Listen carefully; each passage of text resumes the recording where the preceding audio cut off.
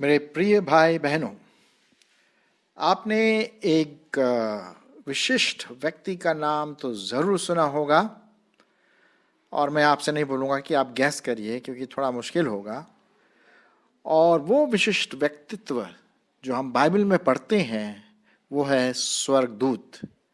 मैंने अभी तक किसी भी एपिसोड में स्वर्गदूत के बारे में कुछ नहीं कहा, सो आज मैं थोड़ा टाइम लूँगा आपके साथ कि हम स्वर्गदूतों के बारे में कुछ सोचें। अब जब स्वर्गदूत के बारे में हम बात करते हैं तो कई प्रकार के पिक्चर्स हमारे दिमाग में आते हैं। शायद आपके पास कैलेंडर होगा, पिक्चर होगा, स्वर्गदूत लोगों को घेरे हुए हैं, उनके सिर के ऊपर कुछ गोला सा बना हुआ है, पंख है, कलरफुल पिक्चर होगा। हम उनकी बात नहीं कर रहे, हम रियल कहानी वाली बात नहीं, जो सत्य वाली बात है, परमेश्वर के वचन में जो दिया गया है उससे संबंधित हम बात करने वाले हैं। स्वर्गदूत का जब हम बात करते हैं तो अब अलग अलग कहानियां हैं स्वर्गदूतों के बारे में, और मैंने कई विश्वासियों से मिला है कि उन्होंने कहा है कि मैंने स्वर्गदूत को देखा है या ऐसा कुछ अनुभव हुआ है। कुछ लोग ये कहते हैं कि मैंने स्वर्गदूत से बातें की हैं। मैं कुछ कह नहीं सकता क्या सही है क्या गलत है, हो सकता नहीं भी हो, लेकिन ऐसा बताया जाता है कि साधु सुंदर सिंह ने एक बार स्वर्गदूत से बात किया या उससे एक प्रकार का वार्तालाप स्थापित किया। खैर, आइए हम देखते हैं, जब हम स्वर्गदूत के बारे में बात करते हैं तो बाइबल एक विशेष बात पर यह ध्यान दिलाती है कि स्वर्गदूत जो है वो समाचार देने वाले व्यक्तित्व हैं। वो शुभ संदेश देते हैं दूसरों को, ये उनका काम है। और कई बार हम देखते हैं, अगर आप बाइबल में पढ़ें तो स्वर्गदूत ऐसे ही आते हैं। स्वर्गदूत उसके पास गया और सुसमाचार दिया या बात की, परमेश्वर का वचन दिया या किसी की सहायता की सेवकाई में या तरह तरह की बातें। अब स्वर्गदूत दो प्रकार के हैं। एक तो गिरे हुए दूत, वो स्वर्गदूत नहीं कहलाएंगे, उसको हम बोलेंगे इविल स्पिरिट। हालांकि ये जो एंजल्स थे पहले, जो स्वर्गदूत थे, उन्होंने पाप किया और वो एंजल्स स्वर्गदूत से अपनी जो स्थान है छोड़ करके पृथ्वी में आ गए। ये फॉलन एंजल्स कहते हैं। और मैं इसके लिए आपको पढ़ूंगा दूसरा पत्रस 2:4। दूसरा पत्रस उसका दूसरा अध्याय और 4 पद। देखिए वहां पर क्या लिखा हुआ है। इस नीचे गिरे हुए जो दूत थे पहले, क्योंकि जब परमेश्वर ने उन दूतों को जिन्होंने पाप किया नहीं छोड़ा, पर नरक में भेजकर अंधेरे कुंडों में डाल दिया, ताकि न्याय के दिन तक क्या हो रहे, बंदी बनाए गए। अच्छा, ये जो पहले जो स्वर्गदूत थे लूसीफर, वहां से हम देखते हैं इसकी शुरुआत, जिसके बारे में हम पढ़ते हैं यशाया उसका 6वां अध्याय और उसके 2, 3, 4 पद में आप देखते हैं किस प्रकार से शैतान अपने आप को महान समझा और परमेश्वर के तुल्य होने के लिए समझा, और घमंड में आकर वो स्वर्गदूत, बहुत अच्छा स्वर्गदूत था, वो नीचे गिरा दिया गया। तो इस प्रकार से जो नीचे गिराए हुए उसके एंजल्स थे या इविल स्पिरिट, बुरी आत्मा बन गए वो। ठीक है। अच्छा, स्वर्गदूतों के बारे में एक बात और कही जाती है कि ये प्रभु यीशु मसीह के बारे में शुभ संदेश लाए। यदि आप पढ़ें लूका रचित सुसमाचार उसका पहला अध्याय 26 पद, लूका उसका पहला अध्याय और 26 पद, क्या लिखा हुआ है?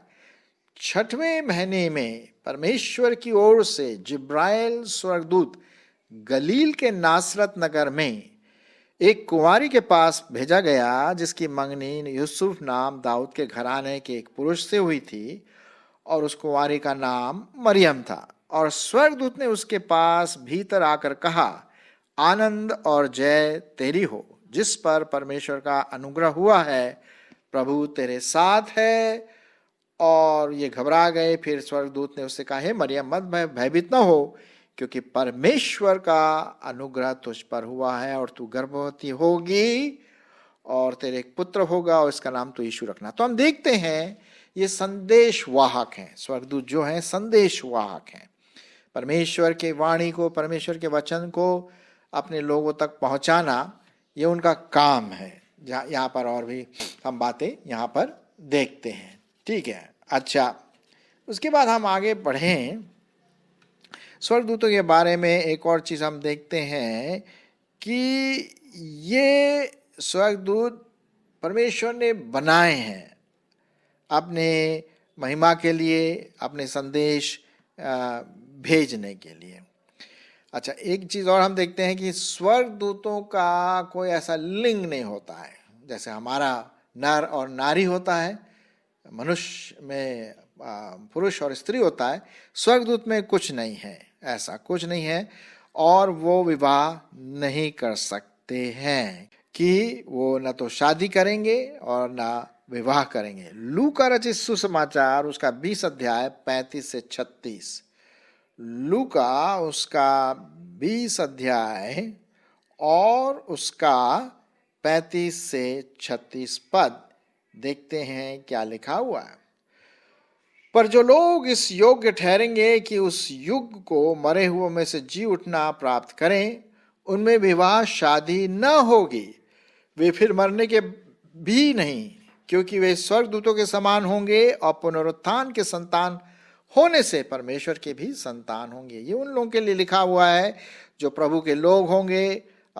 मरने के बाद वो स्वर्गदूत के समान हो जाएंगे और वहाँ पर शादी ब्याह कुछ नहीं हो। क्योंकि ये प्रश्न पूछा गया था प्रभु यीशु मसीह से कि भाई अगर ये आदमी मर गया, पहली पत्नी हुई, दूसरी पत्नी हुई, या फिर वह अंत के दिनों में किसकी होगी। तो प्रभु यीशु मसीह इसी के जवाब में ये बातें कह रहे हैं। तो एक बात हम यहाँ पर देखते हैं। अच्छा, स्वर्गदूत एक और चीज़ हमारे लिए करते हैं, वो हमारी गार्डियन एंजल है। वो हमारी सुरक्षा के लिए भी है। जैसे बोलते हैं ना, सुरक्षा होती है, बड़े बड़े लोग अपने अपने गार्ड रखते हैं गेट पर पर्टिकुलर वर्दी पहन करके। वह हमारे मसीही जीवन में स्वर्गदूत हैं, हमारे लिए गार्डियन एंजल है। वो हमारी रक्षा करते हैं, हमारी सहायता करते हैं। मत्ती रचित सुसमाचार 18:10, मत्ती उसका 18वां अध्याय और 10 पद सुनिए परमेश्वर का वचन क्या कहता है। हालांकि यहाँ पर बच्चों के बारे में लिखा हुआ है, लेकिन आइडिया वही है। देखो, तुम इन छोटों में से किसी को भी तुच्छ न जानना, क्योंकि मैं तुमसे कहता हूं कि स्वर्ग में उनके स्वर्गदूत, उनके स्वर्गदूत मेरे स्वर्गीय पिता का मुंह सदा देखते हैं, क्योंकि मनुष्य का पुत्र खोए हुओं को बचाने आया है। तो हम देखते हैं गार्डियन एंजल्स होते हैं। यह अपने मसीही लोगों की वो रक्षा में लगे रहते हैं। ऐसा बताया जाता है कि साधु सुंदर सिंह, जो परमेश्वर के एक बड़े भक्त थे, 18वीं शताब्दी के आखिरी और 19वीं शताब्दी के शुरुआत में, आपने शायद सुना होगा, वो अन्य जातियों में से प्रभु के पास आए। उनको बहुत तकलीफ हुई और फिर वो जब तिब्बत की ओर गए तो वहाँ उनको अंधे कुएं में डाल दिया पकड़ करके, क्योंकि प्रभु यीशु मसीह के बारे में बताते थे। ताला लगा करके चाबी ले गए और करीब कई दिनों के बाद उस कुएं के अंदर अंधेरे में पड़े रहे। और जब उनको होश आया तो उन्होंने देखा कि कोई रस्सी डाल रहा है कुएं के अंदर, मोटी सी, ढक्कन खोल करके कुएं का। और फिर उन्होंने रस्सी को पकड़ा तो किसी ने उनको ऊपर खींचा। और जब वो ऊपर तक आए तो जब उन्होंने देखा कि यहाँ तो कोई नहीं है, ये कोई ना कोई खींचने वाला तो होना चाहिए, लेकिन वहाँ कोई नहीं दिखाई दिया। वो समझ गए कि परमेश्वर ने अपने स्वर्गदूत को मेरी सुरक्षा के लिए, छुड़ाने के लिए भेजा था। तो ऐसे कई हम देखते हैं लोगों के जीवनों में ऐसी बातें हुई। तो स्वर्गदूत जो हैं हमारी रक्षा के लिए भी आते हैं। अच्छा, ये हमारे सेवक और सेवकाई करने में हमारी सहायता करते हैं। इब्रानियों 1:14, स्वर्गदूत जो हैं वो हमारे लिए सेवक के रूप में भी आते हैं। 1 और उसका 14 पद क्या लिखा हुआ है? क्या वे सब परमेश्वर की सेवा टहल करने वाली आत्माएं नहीं जो उद्धार पाने वालों के लिए सेवा करने को भेजी जाती है? जी हाँ, ये हमारी सेवा टहल करने के लिए भी भेजी जाती है, स्वर्गदूत। तो हम आज अच्छी अच्छी बातें देख रहे हैं स्वर्गदूतों के बारे में, और आशा है कि आपने भी जरूर इसके बारे में सुना होगा और इसके बारे में स्टडी किया होगा, लेकिन अभी तक हमने इसके बारे में कोई एपिसोड तैयार नहीं किया, इसलिए आज मैं इसी के बारे में, स्वर्गदूतों के बारे में ही बात कर रहा हूँ। अच्छा, एक और चीज़ है, हम स्वर्गदूत के बारे में देखते हैं कि जब प्रभु यीशु मसीह को पकड़वाने वाले थे तो वो गतसमनी के बगीचे में गए, तो वहाँ पर वो प्रार्थना करने लगे और स्वर्गदूत आए उसकी सेवा टहल करने के लिए। अच्छा, दो प्रधान स्वर्गदूत पाए जाते हैं, उनका नाम है मीकल और जिब्राइल। इंग्लिश में है माइकल और गैब्रियल। ये बहुत प्रधान जैसे इम्पोर्टेंट स्वर्गदूतों के स्वर्गदूत हैं जो विशेष मैसेजेस परमेश्वर की ओर से लोगों तक पहुंचाए जाते हैं। अच्छा, एक चीज़ मैं आपको बताना मांगता हूँ, कई लोग सोचते हैं यार मैं स्वर्गदूत को पकड़ना मांगता हूँ, स्वर्गदूत से बातचीत करना मांगता हूँ। भाई मेरी भी इच्छा है, लेकिन कभी ऐसा तो मौका नहीं आया, क्योंकि जो स्वर्गदूत हैं वो आत्माएं हैं और आत्माओं को हम पकड़ नहीं सकते हैं, आत्माओं को हम देख नहीं सकते हैं, आत्माओं को हम छू नहीं सकते हैं, आत्माओं को हम स्मेल टेस्ट कुछ भी नहीं कर सकते, सुन भी नहीं सकते। लेकिन कभी कभी स्वर्गदूत बोल सकता है। अब कैसे बोलता है ये परमेश्वर जाने। कभी कभी लोगों ने देखा है स्वर्गदूत को किसी मनुष्य रूप में, वो किसी मनुष्य रूप में आ सकते हैं। ये भी बात आपको मैं बता दूं, जब अब्राहम के पास अकेला था, अब्राहम पुराने नियम में देखते हैं जब वो बाहर था तो दो स्वर्गदूतों के रूप में, हालांकि परमेश्वर की उपस्थिति वहाँ पर थी, वो आए और उन्होंने कहा कि तेरे एक बेटा होगा। और जो सारा जो थी उसकी पत्नी दूर से हंसने लगी, बोली ये क्या बोल रहे हैं। अब उसे पता नहीं था कि ये स्वर्गदूत थे। तो हम देखते हैं कि स्वर्गदूत विशेष रूप से कभी कभी परमेश्वर के इच्छानुसार हो सकता है विशेष रूप धारण करके लोगों से मिल सकते हैं। अच्छा, एक और चीज हम स्वर्गदूतों के बारे में देखते हैं और वो पाया जाता है प्रेरितों के काम उसका पहला अध्याय। प्रेरितों के काम उसका पहला अध्याय, और उसके बाद ये जब उठा लिए गए प्रभु यीशु मसीह, बातें कर रहे थे, 9वां पद, यह देखकर, पहला अध्याय प्रेरितों के काम पहला अध्याय 9 पद से देखते हैं, यह कहकर वह उनके देखते देखते ऊपर उठा लिया गया और बादल ने उसे उनकी आंखों से छिपा लिया।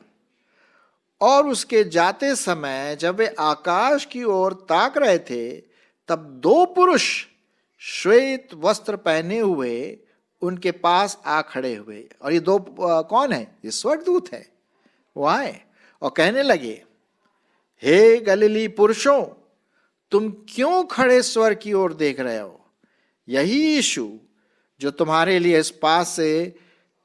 पास से स्वर्ग पर उठा लिया गया है, जिस रीति से तुमने उसे स्वर्ग में जाते हुए देखा, उसी रीति से वह फिर आएगा।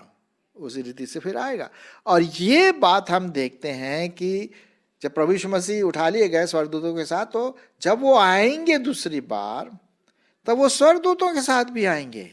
मैं आपके लिए पढ़ूंगा मत्ती 25:31। मत्ती उसका 25वां अध्याय और 31 पद देखते हैं क्या लिखा हुआ परमेश्वर के वचन में। यहां लिखा हुआ है, जब मनुष्य का पुत्र अपनी महिमा में आएगा और सब स्वर्गदूत उसके साथ आएंगे, तो वह अपनी महिमा के सिंहासन पर विराजमान होगा। तो हम देखते हैं मेरे प्रियो, प्रभु यीशु मसीह स्वर्गदूतों के साथ ऊपर उठा लिए गए, और जब वे आएंगे तो वो स्वर्गदूतों के साथ नीचे आएंगे। और यही बात हम देखते हैं पहला थेसलोनियों और उसका 4 अध्याय और उसके बाद 16 पद। सुनिए क्या लिखा हुआ, 16 पद। 16 पद में जो पद है मैं आपके लिए पढ़ा, क्योंकि प्रभु आप ही स्वर्ग से उतरेगा, उस समय ललकार और प्रधान दूत का शब्द सुनाई देगा, और परमेश्वर की तुरही फूकी जाएगी, और जो लोग प्रभु में मरे हैं वे पहले जी उठेंगे, और जो जीवित हैं वो फिर हवा में प्रभु में मिलेंगे। तो हम यहाँ देखते हैं कि प्रभु यीशु मसीह जब आएंगे तो बड़े गाजे बाजे और हल्ला गुल्ला खुशी के साथ स्वर्गदूतों के साथ हमारे प्रभु यीशु मसीह इस दुनिया में आएंगे। तो हम देख रहे हैं मेरे प्रियो कि स्वर्गदूत की जो महत्वता है उसको हम कभी भी कम ना आंकें उसके बारे में।